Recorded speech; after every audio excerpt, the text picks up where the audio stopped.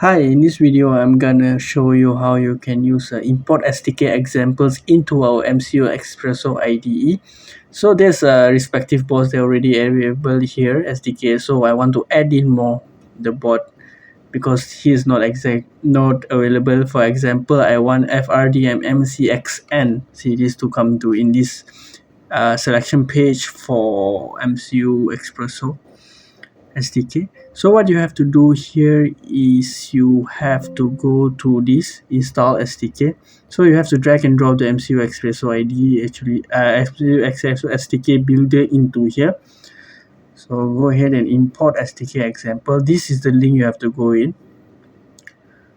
Okay, make sure you have to sign in also as well. Then you will able to go ahead and go into the MCUXpresso SDK Builder. Then go ahead and select your development board. For example, I want the FRDM MCXN series. FRDM MCXN.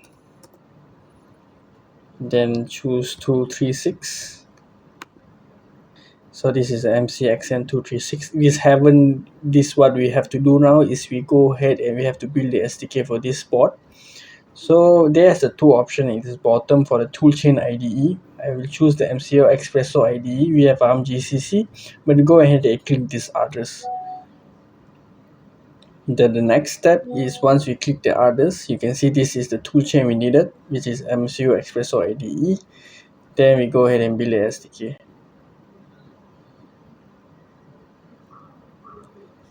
So this is what we have to do now. Go ahead and click this download SDK archive. Go ahead and agree to software and terms. Agree. Then you can just drag and drop to your this board here, which we have to go and install it. We can cancel this. Go ahead and install SDK, and we just drag and drop to here. Just drag and drop here.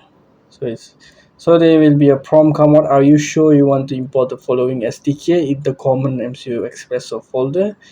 And click on OK. So this will update and install our SDK for FRDM MCXN 236.